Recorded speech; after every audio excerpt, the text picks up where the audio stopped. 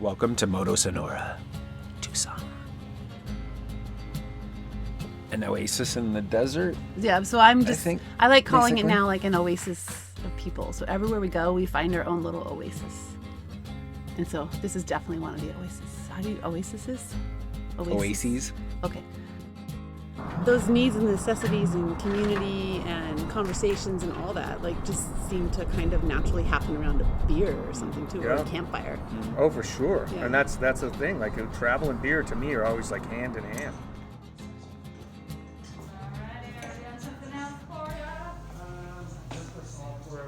When we were traveling in 2010 in South Africa, we'd rented these trucks with these rooftop tents, and we were traveling around, and we were sampling all these different crazy beers in Africa. I know Africa is not really known for its beer scene, but a lot of stuff you've never even heard of before. You're like, hey, what's this? We'll try it. Like, and then you'd end up talking about it around the campfire.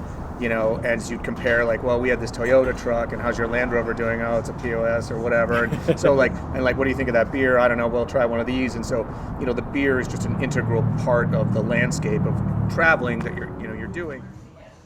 Patio is kind of a misnomer. I mean, that is...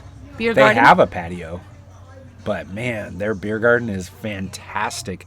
Like, they have fire pits spread around outside, and just the way they built Moto Sonora was, you can tell that these people are outdoor enthusiasts that conceived of this place, because they really set up, and this has nothing to do with COVID or the pandemic or whatever. They just set their place up because they love to be outside, and they love to hang out with people outside with beers around the fire and stuff, and it shows.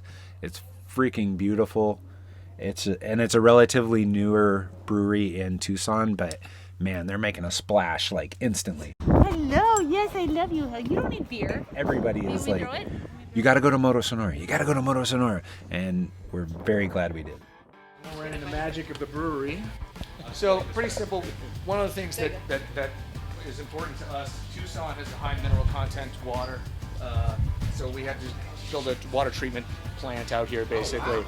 So it's a water softener, then it's reverse osmosis, then it's carbon filtered. Okay. Yeah, and it's slightly more sexy if you go around the corner, but really it just looks like a bunch of equipment. It's nothing stainless steel, but this is basically the brew deck, 10-barrel system from Premier Stainless out of California. Very nice system, very happy with it, and 20-barrel hot liquor tank, 20-barrel cold liquor tank, which is another thing, just really speeds up your brew day and really allows you to do lots of other things. Our tiny barrel program here, we just bottled a bunch of nice. barrel aged beers that we're releasing, and then this is the cellar. I mean, that's also the cellar, but Yeah. two 20-barrel fermenters, 4 10-barrel fermenters, 2 20-barrel bright tanks. So you got a lot of room to brew here. Yeah, and we can expand. We can put more tanks in if things go well. And going back to the sort of whimsy of this, you can name your fermenters 1 through 6 if you want, or you can name them whatever you want. So Tazio Nuvolari is a very famous racing driver. Steve McQueen is very, very famous, but also a racing driver. Maybe not famous for being a racing driver. But you gotta have Steve. Right, he actually did race. Yeah, and he was good. Not just in a movie. No, he was really good. Mario Andretti, AJ Foyt, Valentino Rossi, our sole motorcyclist on here, and Ugo Savocci, another famous Italian racing driver. And these are named after racetracks because they're not fermenters, they're bright tanks. I wanted to give them a different thing. Imola is a famous racetrack in Italy. Suzuka is I think it's defunct, but that was a famous racetrack in Japan. Cool. So that's what's going on. That's our keg washer. This is kind of our distribution area. All beer going out the back goes out this way. I think the idea was maybe half out of the tap room, half in distribution in terms of revenue, which would mean like probably 2/3 of the beer would be going out to bars, restaurants, and liquor stores, and then maybe 1/3 of the beer going out of the tap room. That was the plan, but they say no battle plan survives first contact with the enemy, so we're just like, someone wants to buy beer, I don't care, however I can sell it to you at this point. Like, let's You're having a party, hey, come buy a keg. right, exactly. Whatever you need, I'm in. So, I think what's ultimately true is we're making beer. We're very privileged here. We're making a product that makes everyone who drinks it, generally speaking, people happy. The breweries here in Tucson and pretty much all over the country, they operate as a community. They help each other out.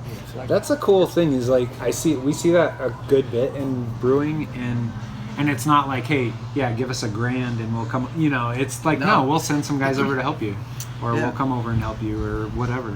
It's Oh, you're short on some malt for this certain beer you're making, and you like, oh crap. we'll front They're you. like, here, we'll give it to you, and Yeah. just pay us back It's later. it's a down the road, unique. or- It's a unique community, you know. It's not the typical business model like Yeah. like car dealers or something, you know. It's, Yeah, where it's like cutthroat. It's No. like against the world, right? Yeah. Here it's like it's a fun thing. There's such a vibe It is everywhere. Yeah. It's a fun community to be a part of. So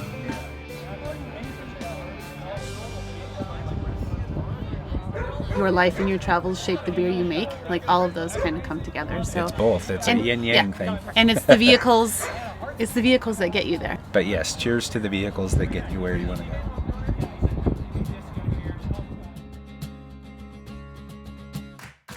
Got me at my best. Working hard on videos for you guys. So hit subscribe if you don't want to miss out on what we got coming for you. Cheers.